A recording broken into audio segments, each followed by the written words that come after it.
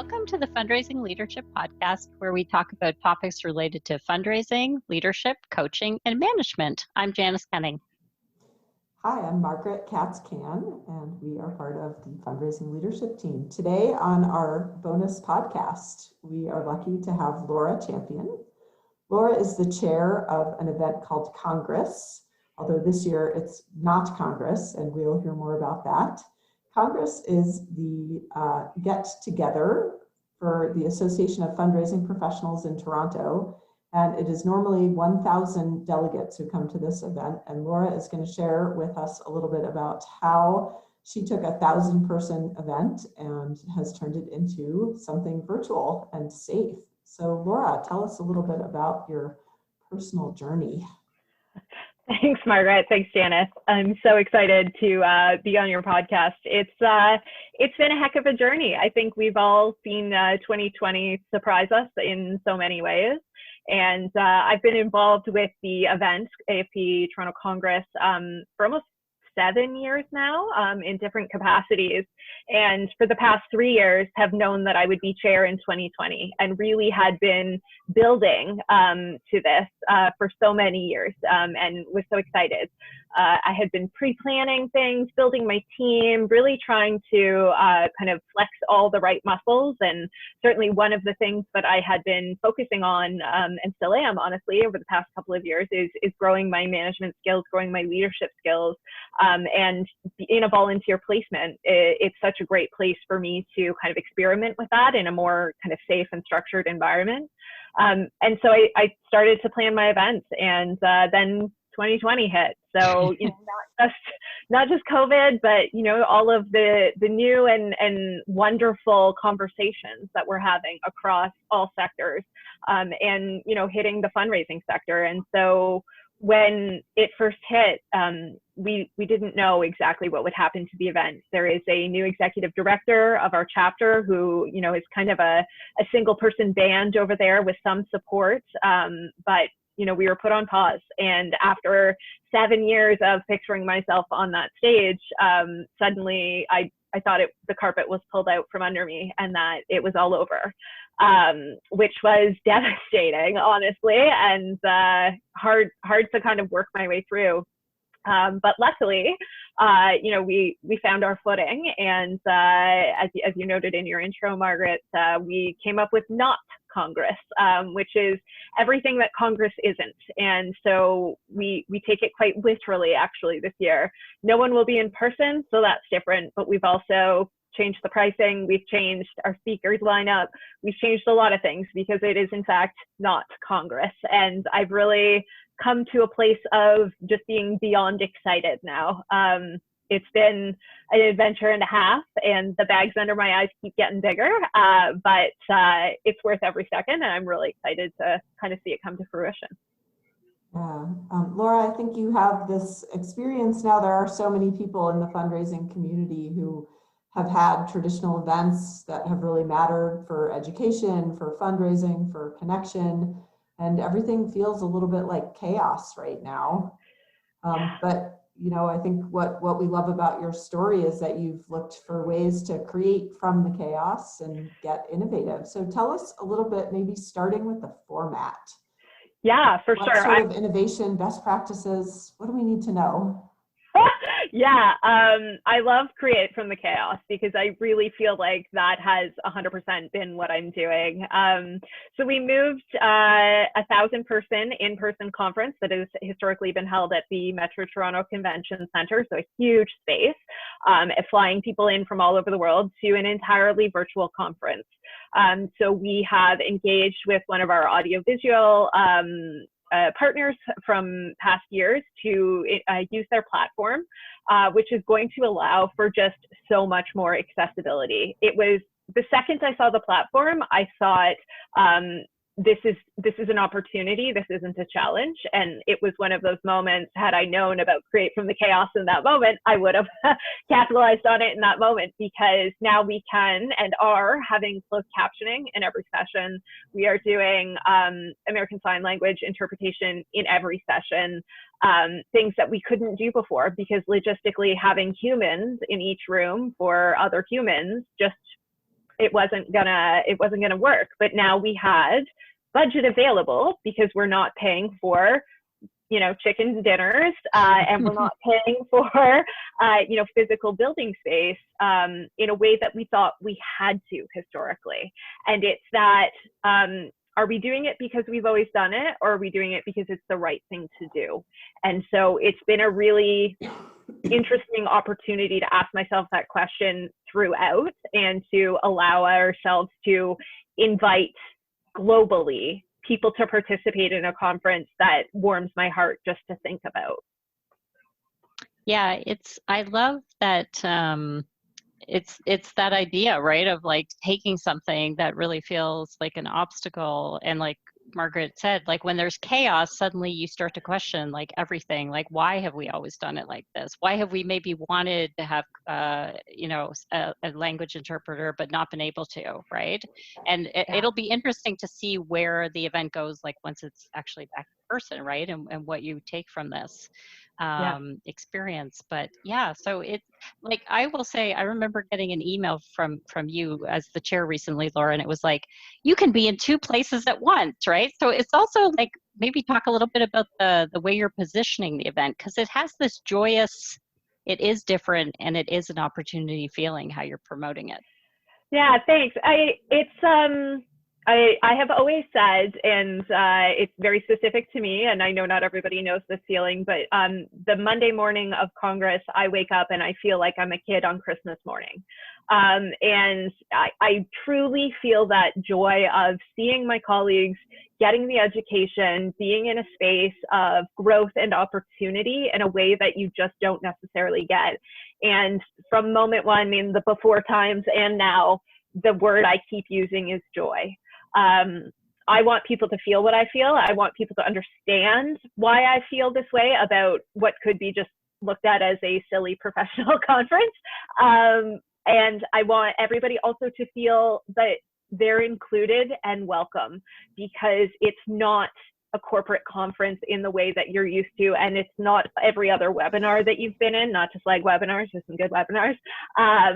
It's something different, it's something new, and it's for you. No matter the you I'm talking about, it's for you. And I want people to know that and not think, ugh, it's Congress, I've heard about it, or I've been there, done that. It's not what it was. Yeah, when you talk about that Christmas morning spirit, I think many of us who spend a lot of time on Zoom or virtual things, that's not what we're always feeling. So do you have some ideas, some learnings, how are you going to infuse aliveness into the content? Yeah, I think it's everybody just has to be authentic and be who they are. And that's something that I have earnestly brought to the membership association through a number of things over the years. Because I think if you are authentically who you are, you can be joyful and you can earnestly participate in a way that gives you the satisfaction and the growth that you're looking for something. And so how we're going to do that with people is invite them to come as they are. If you want to wear pajamas and come to Congress, this is the year to do it. We are going to have a host, contract not yet signed, so I won't say their name, but who is joy incarnate, who will speak between sessions to bring everybody together. And, we're doing yoga sessions. We're going to do a trivia night. We're going to do things that can provide this menu of opportunities. And, I say all of those things and people will think like, I'm not sitting on Zoom for 12 hours, Laura. But the fun thing is with Not Congress is you don't have to. If you register, you have access to all of the educational sessions for the next 6 months. So you can register and just go to trivia night and have a great time with some professional colleagues, and then watch the stuff when you have time on, holiday break or in January when it's slower. Like, one of the biggest critiques of our event over the years is its timing in relation to fundraising, because late November is not, as you can imagine, super ideal. So this opens a whole new window of joy of, I don't have to put a suit on for 3 days. I can just go to Congress and enjoy everything. And so I think that's really how we're going to bring it. And, I don't want to spoil everything, but there are a few surprises in the works as well. So for anybody who registers, keep an eye on your mailbox. Yeah, and it's, I love how Margaret was saying earlier, it's like many, many nonprofits are in this place, right? Like, I think we're starting to realize like this is also going to be next year potentially, right? For a lot of us. And, there's golf tournaments and there's galas, and there's dinners and like there are conferences and educational experiences that all nonprofits are doing. So what are some of the biggest lessons that you and your team have learned that you want to share with people if they're facing that for next year? Yeah, I think it's that anyone can do this. Don't get discouraged. Don't think it's too big. Don't think that it's not possible. There are solutions that are cost effective out there. There are people who want to help you out there. And no matter what people tell you about Zoom fatigue, which I do believe is a thing as someone who has had it, people are desperate for interaction. And they're desperate to help and still want to participate in causes they care about, in events that they want to do. It's just about fully setting aside what you've done before and thinking about it in a whole new way.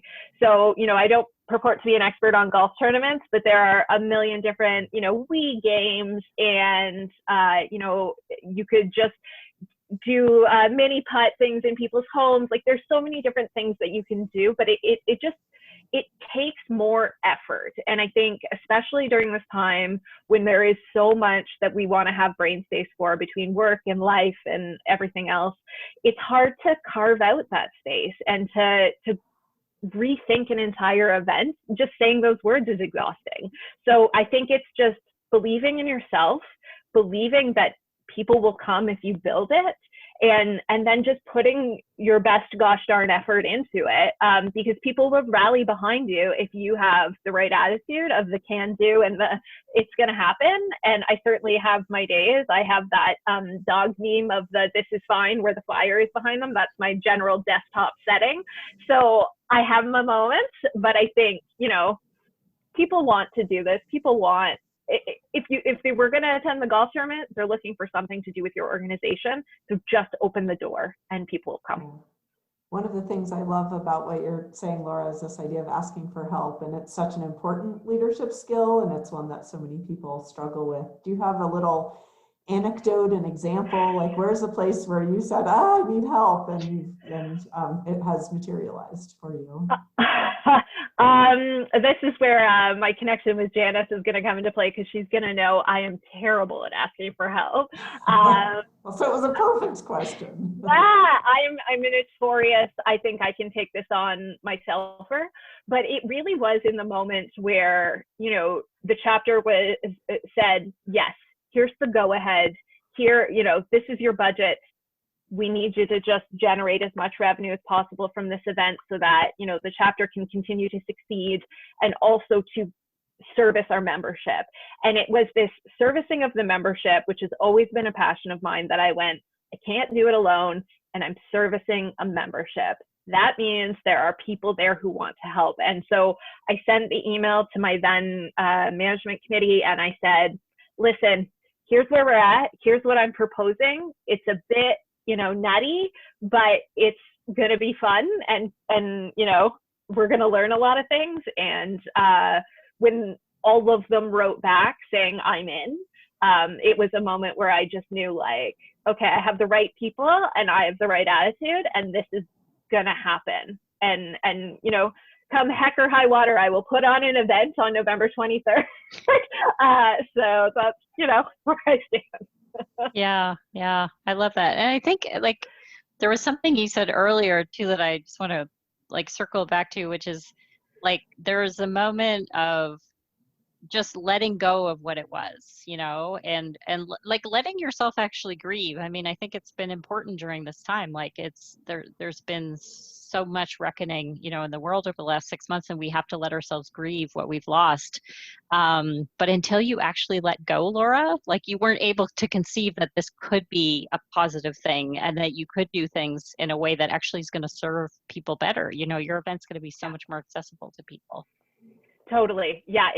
I had to grieve it, and I did. I don't say that lightly. I really did grieve what I thought my future was, where I thought I was going. I was grieving the loss of my freedom because of COVID and all of that all at once. And it just felt so big and so heavy. And when I, to your point, Janice, kind of changed my thinking that something was possible, it not only made me think, okay, I can make this event happen, but it also has made life a bit easier. I'm very goals oriented, and having Congress taken away was very, not taken away, but kind of taken away. It was demotivating. So to have it back on the table, I'm getting more work done. I'm a better partner. You know, even though I'm busier, I just have the motivation. I have the excitement behind it. And now I am so proud of what we are pulling together in a way that I probably would have been for other Congress, not knowing what I was missing was not Congress. So you have to clear that space. You got to clear the cobwebs, and then just see this golden opportunity as brand new and something so different in front of you. Mm-hmm. Yeah. Laura, we've talked a ton about the creativity that's going into the platform and the delivery of all of this. Just spend a minute talking about the content. What's been the opportunity to create content from the chaos of 2020? Yeah, it's such a unique opportunity and so fun. I mean, there is so much going on in the world that directly connects to fundraising. You know, obviously COVID is a huge thing that people are talking about. You know, our food bank friends, our shelter friends, they definitely have a lot of stories to tell about donors coming in, and we have other organizations who are having a really hard time. That's a lot to talk about right there. And how do you deal with the change management within organizations? But on a broader scale, by going virtual, we've been able to invite speakers from all over the world without worry of a travel budget. And, you know, our biggest concern now is time zones, just making sure that we're not scheduling them at 2 a.m. But we also have this unique opportunity because we're doing it on a tighter timeline, and because it's virtual, that things like the We scandal that have happened, we can program up against that, even though it's developing day to day. And, you know, certainly one of the biggest critiques that our event has faced over the years is the lack of representation of our membership up there speaking. It has been a lot of, to quote a good friend of mine, male pale scale over the last little bit. We've been making inroads, but there was always this, you know, we need to have good people at the conference so that we can sell tickets. So we wanted to have, and I'm putting this in quotations for your listeners, big fundraising names. But the problem, of course, with that is you just perpetuate the same names over and over, and we weren't creating enough space for new voices and new names. And while I will always hold in my heart these known fundraisers, I am so excited to be putting forward content from new voices, different lived experiences, including some of our master classes, one which will feature an Indigenous elder speaking about his lived experience, and one by a woman who will be speaking about Black allyship specifically, and how all of that intersects with fundraising. And these were opportunities that we couldn't have access necessarily because of budget before, and now because we are virtual, we have some space to pay for the right speakers to get them in the right spot. I'm very proud of the content that Congress has put out over the years. I would never say anything negative about that, but I am incredibly proud of the progress and work we've done this year. Yeah, that's great. And you know, and another, like you've alluded to, another bonus of this is really that, you know, we've always had people, I mean, the events here in Toronto where I live, and people have always come in from across the country, and you've had speakers from around the world, but even more so this year, you know, our international listeners and US listeners would be able to participate. So why don't you tell us when Not Congress is? Like, we'll put this in the show notes, but give us the pitch, Laura. For sure, absolutely. So it is Not Congress can be found at the AFT Toronto website, so afttoronto.org/Not Congress. But if you just go to afttoronto.org, you'll get there, no problem. The event is November 23rd through 25th, entirely virtual. As I say, if you buy your ticket, you have access to all the content for 6 months after the fact. And there's all kinds of fun activities and little surprises along the way. The early bird membership rate is $99. The early bird rate goes till October 2nd, and prices will go up after that, but not too much, because financial accessibility is key in a year when people are getting laid off. And so if you have any questions at all, I'm always available on Twitter at Charitable Laura. Great. All right. Well, thank you, Laura. And yeah, it's really, I just think I love the journey. Like you really, I especially want to thank you for sharing the hard part, right? Like the grieving and the disappointment and how you navigated through that. Cause I think it's important for people to allow themselves to process these things, and then to let go, and to create something even better. So thank you for being with us. And we want to invite everyone, if you've enjoyed listening to this bonus episode, we'd love for you to subscribe to the podcast on iTunes, Google Play, and Spotify. Every week we have a chance to welcome guests from the nonprofit sector, and we have these kind of inspiring and enlightening conversations with them. So thanks for listening, everyone. Curiosity.